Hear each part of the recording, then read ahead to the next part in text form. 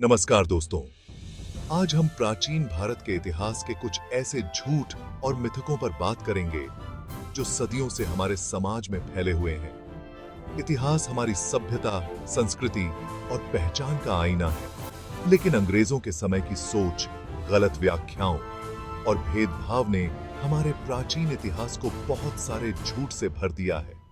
आज हम इन्हीं झूठों पर खुलकर चर्चा करेंगे, उन सच्ची बातों को सामने लाएंगे जो छुपाई गईं, और जानेंगे कि कैसे एक महान अतीत को मिटाने की कोशिश की गई। यह हमारे आज और आने वाले कल को समझने के लिए भी बहुत जरूरी है। दोस्तों, आर्यों के आक्रमण का सिद्धांत, ये झूठ शायद प्राचीन भारत के इतिहास का सबसे बड़ा झूठ है।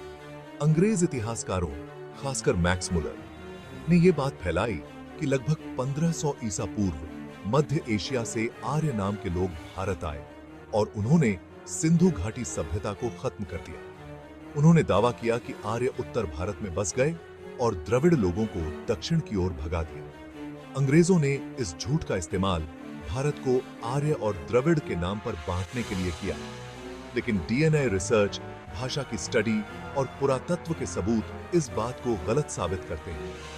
आर्य कोई बाहर से आने वाले नहीं थे, वो भारत के ही रहने वाले थे और भारतीय सभ्यता यहीं विकसित हुई थी। सिंधु घाटी और वैदिक संस्कृति में बहुत सी समानताएं मिलती हैं। आर्यों के आक्रमण का विचार अंग्रेजों का फैलाया हुआ झूठ है, जो हमें हमारी जड़ों से काटने के लिए बनाया गया था। हमें अपनी जड़ों से जुड़ना होगा, अपनी संस्कृति पर गर्व करना होगा। दोस्तों, आपने सुना होगा कि पश्चिमी लेखकों ने भारत को सपेरों और जादूगरों का देश कहा है। अंग्रेजों के समय के लेखों और चित्रों में भारत को ऐसा दिखाया गया जैसे ये सिर्फ अंधविश्वास और जादू टोने का अड्डा हो, लेकिन ये सच से कोसों दूर है। प्राचीन भारत विज्ञान और तकनीक का बहुत बड़ा केंद्र था। भारतीय गणितज्ञ आर्यभट्ट ने शून्य और पाई का सूत्र दिया था। भास्कराचार्य ने गुरुत्वाकर्षण के सिद्धांत को न्यूटन से भी पहले समझाया था। चिकित्सा में चरक और सुश्रुत ने शल्य चिकित्सा और आयुर्वेद की नींव रखी। भारतीय खगोलविदों ने ग्रहों की गति और सौर मंडल को समझने में बहुत बड़ा योगदान दिया। यह बहुत दुख की बात है कि इन सभी उपलब्धियों को अंग्रेज लेखकों ने छुपाया और हमें अपने अतीत से अनजान रखा। भारत सपेरों का नहीं, बल्कि ज्ञान और विज्ञान का देश था और है। अब समय आ गया है कि हम अपने इस गौरवशाली अतीत को याद करें, उसे अपनाएं और उससे सीखें।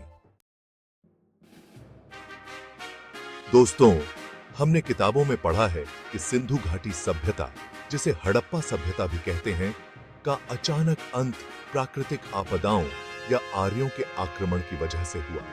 यह एक और झूठ है जो हमें बताया गया।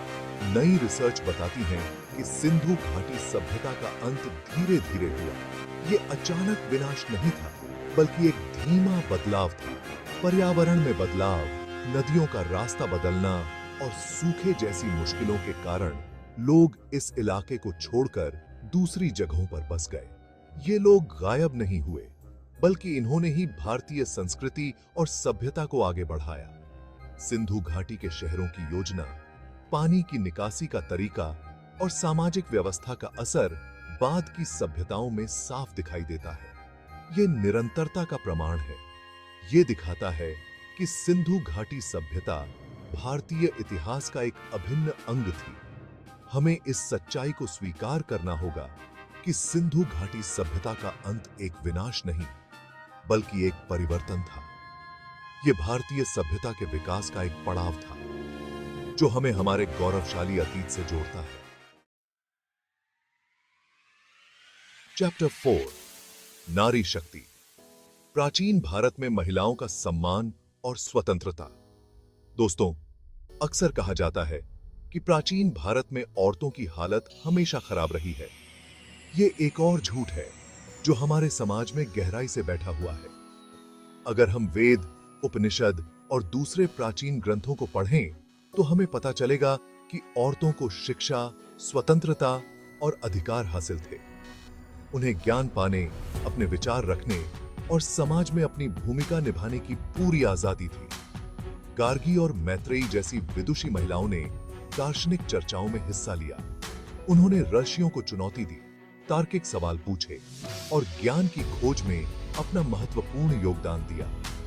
देवी सरस्वती और दुर्गा जैसी शक्तियों की पूजा ये दिखाती है कि औरतों को बहुत सम्मान दिया जाता था। उन्हें शक्ति का रूप माना जाता था, ज्ञान और शक्ति का स्रोत। ये झूठ कि प्राचीन भारत में औरतें हमेशा सताई जाती थीं, हमारे गौरवशाली अतीत को धूमिल करता है। ये हमें अपनी संस्कृति की उस समृद्धि को देखने से रोकता है जहां नारी को शक्ति का प्रतीक माना जाता था। चैप्टर 5, भारत का स्वर्णिम अतीत, शक्तिशाली साम्राज्य और अदम्य भावना। दोस्तों, एक और झूठ जो हमें बताया गया वो ये कि भारत हमेशा आक्रमणकारियों और विदेशी ताकतों के कब्जे में रहा। ये एक ऐसा जहर है जो धीरे धीरे हमारी आत्मा में उतार दिया गया। ये नजरिया भारतीय सभ्यता के गौरवशाली इतिहास को छोटा दिखाने की कोशिश करता है। ये हमें कमजोर दिखाने का एक तरीका है। सच्चाई ये है कि मौर्य साम्राज्य, गुप्त साम्राज्य, चोल और पल्लव साम्राज्य और मराठा साम्राज्य जैसे ताकतवर राज्यों ने भारत को लंबे समय तक अमीर और आजाद रखा। ये साम्राज्य न्याय, कला, संस्कृति और ज्ञान के केंद्र थे। ये सच है कि भारत पर हमले हुए, लेकिन भारतीय सभ्यता ने हर बार आक्रमणकारियों को अपने में मिला लिया और अपनी पहचान को बचाए रखा। हमारी संस्कृति में इतनी ताकत है कि वो मुश्किल से मुश्किल परिस्थितियों में भी अपना अस्तित्व बनाए रखती है। हमें इस सच्चाई को स्वीकार करना होगा कि भारत का इतिहास सिर्फ गुलामी का इतिहास नहीं है। ये ताकत, समृद्धि और गौरव का इतिहास है। ये उन राजाओं, रानियों, योद्धाओं और विद्वानों का इतिहास है जिन्होंने भारत को महान बनाया। चैप्टर 6, धर्म और विज्ञान का संगम, प्राचीन भारत की अनूठी उपलब्धि। दोस्तों, भारतीय इतिहास को अक्सर ऐसा दिखाया जाता है जैसे यहां सिर्फ धर्म और अध्यात्म का विकास हुआ और विज्ञान का कोई योगदान नहीं था। ये एक और भ्रम है, लेकिन सच तो ये है कि धर्म और विज्ञान दोनों ने यहां साथ साथ तरक्की की। प्राचीन भारत में धर्म और विज्ञान को एक दूसरे का दुश्मन नहीं, बल्कि एक दूसरे का साथी माना जाता था।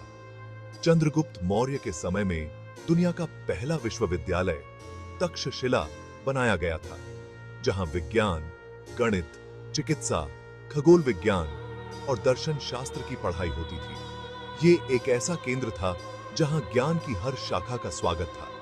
भारत ने नौसेना का आविष्कार किया, स्टील बनाया और प्राकृतिक रंगों और रसायनों का उपयोग करके कपड़ा उद्योग में क्रांति ला दी। ये वैज्ञानिक सोच और तकनीकी कौशल का प्रमाण है। अब समय आ गया है कि हम अपने अतीत की इस अनूठी उपलब्धि को पहचानें और उससे प्रेरणा लें। अब समय आ गया है कि हम धर्म और विज्ञान के बीच के बनावटी भेद को मिटाएं और एक ऐसे भविष्य का निर्माण करें जो ज्ञान, करुणा और प्रगति पर आधारित हो। ओतरो, सत्य की खोज, एक सशक्त भविष्य की ओर। दोस्तों, इतिहास सिर्फ बीते हुए कल की कहानी नहीं है। ये हमारी पहचान, हमारी संस्कृति और हमारे भविष्य का रास्ता दिखाने वाला है। अगर हमें अपने इतिहास के बारे में गलत जानकारी दी जाएगी, तो हमारी सोच और समाज का विकास भी गलत दिशा में होगा। हमारा फर्ज है कि हम अपने इतिहास को सही तरीके से जानें और आने वाली पीढ़ी को इसके बारे में सही जानकारी दें। जब हम सच्चाई को जानेंगे, तभी हम अपने अतीत पर गर्व कर सकेंगे और अपने भविष्य को मजबूत बना सकेंगे। धन्यवाद।